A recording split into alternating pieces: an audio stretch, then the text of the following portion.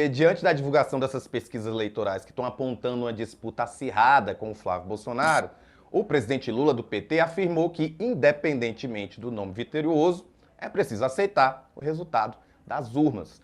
Ele fez essa declaração numa entrevista à revista alemã Der Spiegel desta semana. Ele falou o seguinte: quando o povo toma uma decisão, seja de direita, de esquerda ou de centro, temos que aceitar esse resultado. Eu jamais imaginaria que um metalúrgico, já foi chefe de um sindicato como eu, seria eleito presidente 3 vezes, mas aqui estou eu. Reinaldo, muito maluco pensar que estamos celebrando o óbvio, né? Não é? Veja você, a palavra é a fala de um democrata, não é? E existe a fala de um autocrata. A fala de um autocrata, e aqui não adianta, a minha questão não é goetheana no sentido das afinidades eletivas, entende? Quer dizer, não se trata de afinidade eletiva. O fato é, o presidente Lula disse, se eu perder, eu saio. Depois da redemocratização, nós já tivemos um candidato eleito que decidiu que não podia perder, que se ele perdesse, necessariamente teria havido uma fraude. Jair Bolsonaro, que tentou dar um golpe de Estado. E o problema aí, eu já escrevi um texto no Metrópolis ontem, escrevi um outro hoje, sobre quais são as concepções profundas dos candidatos. Eu disse, não, o Flávio, ele não é da extrema-direita vegetariana. Na verdade, essa classificação entre uma ideologia vegetariana e carnívora é feita por um trio de direita, que escreveu o Manual do Perfeito Idiota Latino-Americano. Eles estavam falando isso em relação à esquerda, né?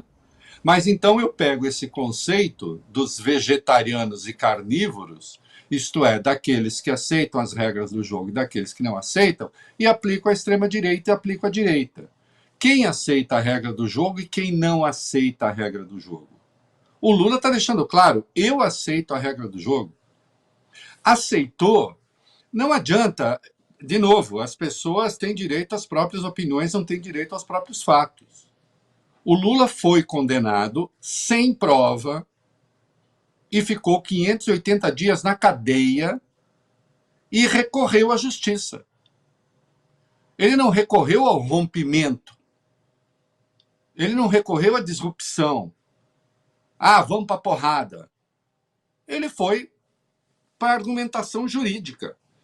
Como o seu processo era mesmo a soma de aberrações, travessão. Temos hoje aberrações em curso de novo, e com isso eu não estou inocentando ninguém, eu estou falando aberrações na esfera legal, nós vamos ver daqui a pouco de novo. Mas o Lula aceitou. Gostar, não gostou. Se conformar, do ponto de vista dos recursos que ele tinha à mão, não, porque ninguém deve se conformar.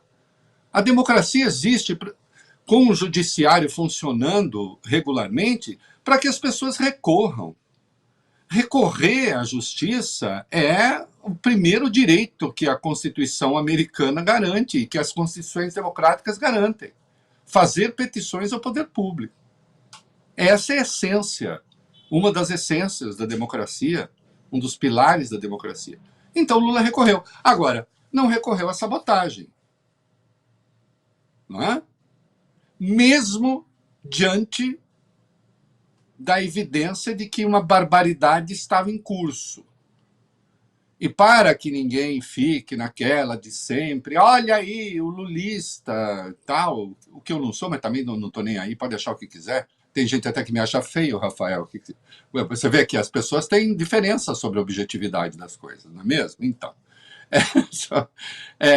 não me interessa o que acha. O fato é que não tem prova da condenação do Lula. Eu até hoje aguardo que o Sérgio Moro diga em quais páginas daquela sentença dele escrita quase em português, que é uma língua próxima àquela em que ele se expressa, né? Diga onde estão as provas. Não estão. E, no entanto, ele aceitou o resultado.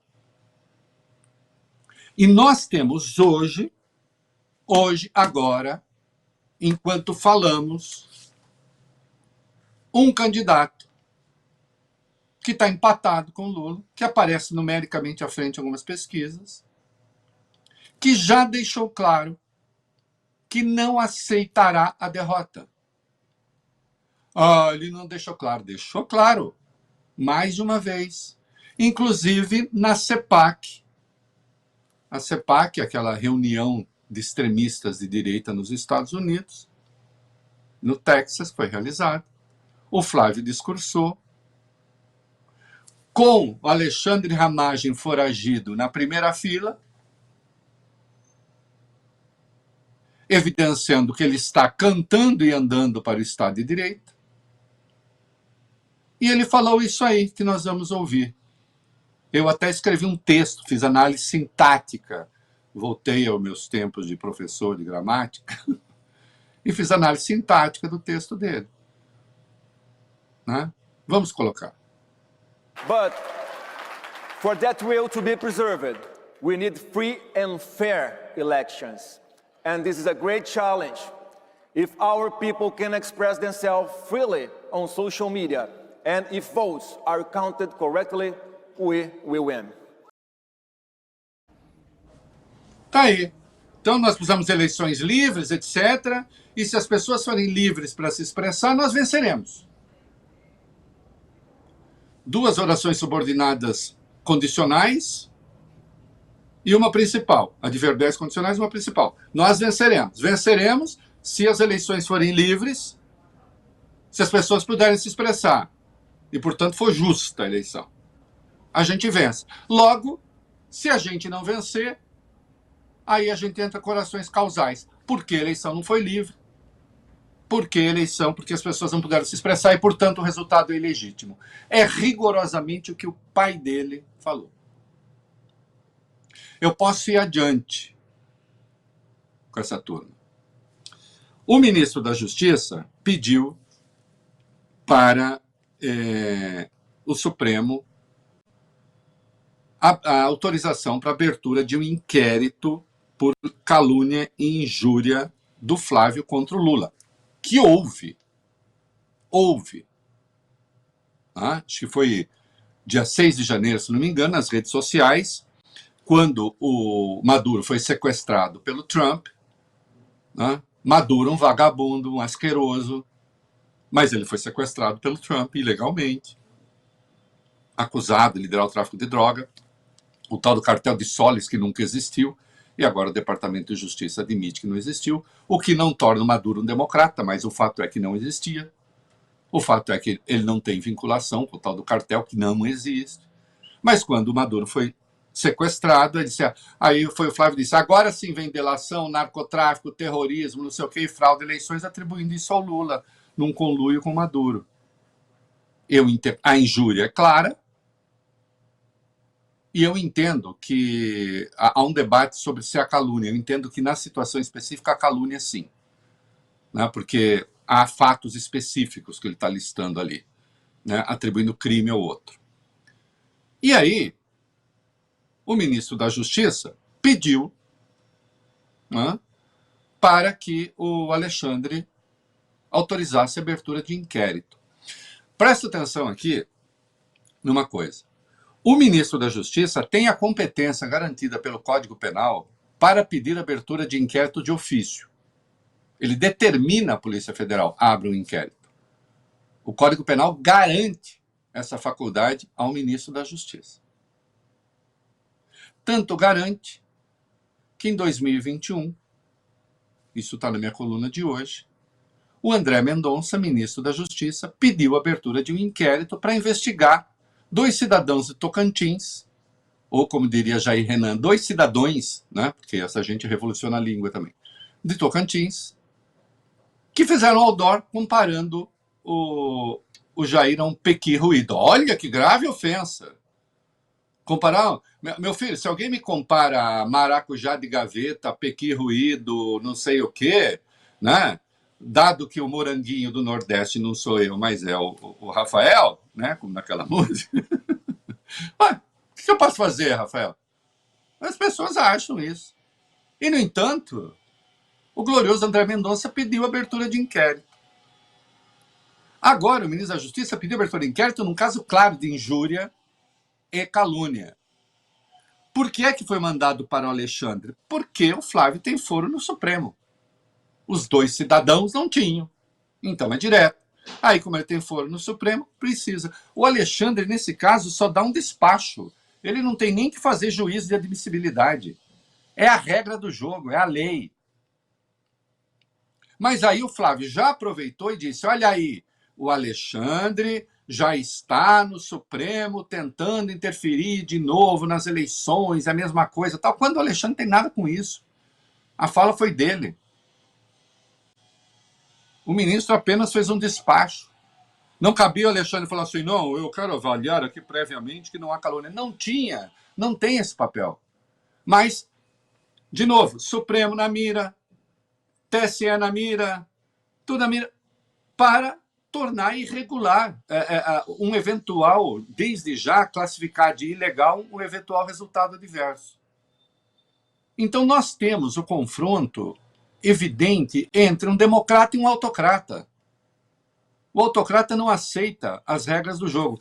E com os patriotas que andam por aí, alguns, inclusive, no nosso meio, as coisas realmente estão se complicando bastante.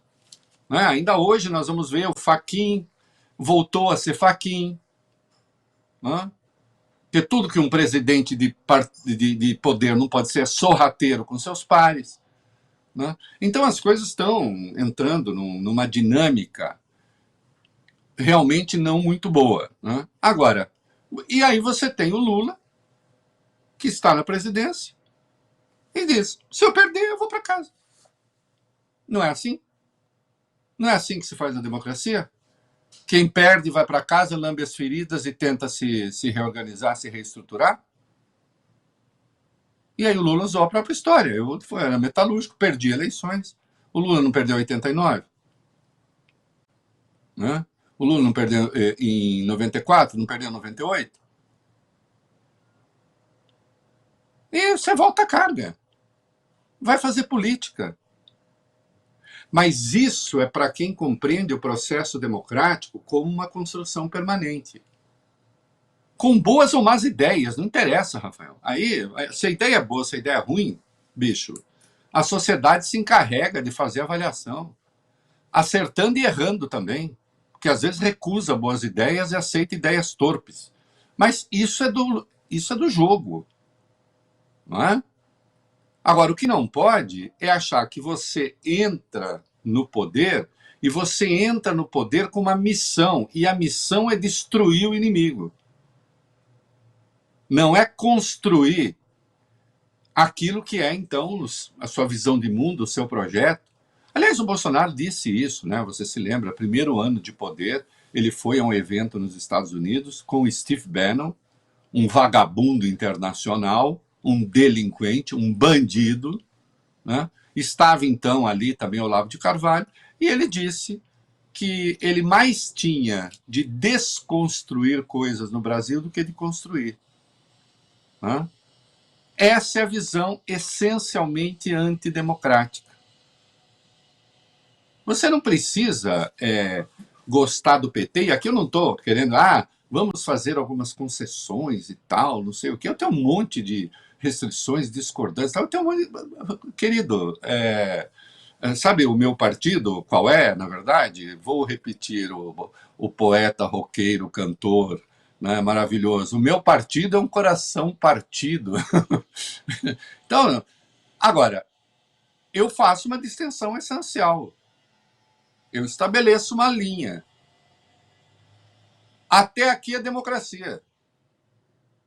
Daqui para lá já não é. Mas quanto não democracia você aceita? Até onde você vai? Nada, zero. Zero, porque quando eu chego perto do limite, eu já fiz concessões o bastante. Basta ter um entendimento mínimo da física. Se eu já cheguei perto do limite, eu já concedi o bastante. O meu ideal não é perto do limite a partir do qual está o meu adversário, o meu inimigo, o meu opositor. O meu ideal está muito longe da linha que separa o meu opositor. Mas eu posso, na política, ter essa elasticidade para chegar até esse limite, a partir do qual não é possível. Há um livro de referência sobre... Sempre há um livro de referência, né? Ou quase sempre há, como Tom Jobim, sempre uma canção para contar aquela história de amor. Sempre há uma questão. Ética da convicção e ética da responsabilidade, do Max Weber. A política como vocação. Então você tem as suas convicções elas estão no extremo de cá, geralmente. Aquilo que é convicção mesmo, aquilo que é gosto. Aquilo que você fala, é isso que eu quero. Agora, isso que eu quero, é possível fazer tudo o que eu quero, do modo que eu quero, do jeito que eu quero? Não. Então você vai indo. A responsabilidade impõe que você caminhe ao encontro, né? E nesse caso uma situação rara em que ao encontro também é de encontro, você vai ao encontro de postulações que não são as suas, que estão do lado de lá. Mas até o limite em que você não ultrapassa. É muito fácil, quer dizer, fácil. Não é fácil. É uma operação complexa essa, né? Mas que a gente precisa entender. Flávio não é um democrata. Lula é um democrata. E até que o Flávio não retire essas coisas, e não retire a ameaça de golpe que ele fez, a gente tem a disputa entre alguém que é candidato não, alguém que é democrata, comprovadamente democrata, que já provou isso, e alguém que congrega valores antidemocráticos e que continua a fazer ameaça. Né? E tem muita gente tentando edulcorar as coisas. Escrevi hoje um texto a respeito e pedi para a inteligência artificial me produzir uma imagem em que lobos são pastores de ovelhas. Não é? E a imagem está lá. Pergunto, lobos são pastores de ovelhas? Não. Há uma aberração nisso. Porque não é da natureza do lobo não comer a ovelha. E não é da natureza da ovelha não ser comida do lobo. E as coisas têm a sua natureza. Hã? Enquanto lobo for lobo e ovelha for ovelha. Ah, mas na política você mesmo está dizendo que as coisas não são assim. Justamente, na política as coisas não são assim. A política é o reino em que as coisas não são assim. A política é o lugar da negociação. E isso não está sendo compreendido hoje no Brasil por várias áreas e, às vezes, infelizmente, na análise política também. Porque, entre outras coisas, não adianta, aí é preciso falar, falta um pouco de bibliografia também. Porque também existe esse aprendizado, sabe? Como tudo. O cara, para ser um crítico de arte, ele precisa ter experiência com arte, ele precisa ter repertório. Senão ele olha um quadro do Basquiat e fala, essas bosta aí eu também faço, porque eu também sei desenhar assim como criança. Né? Mas aí nós voltamos a Picasso, né? Eu desenhava aos 7 anos como Rafael, né? E precisei chegar aos 70 para poder desenhar como uma criança. Então a compreensão das coisas ela realmente não é simples. Há complexidades que precisam ser levadas em conta.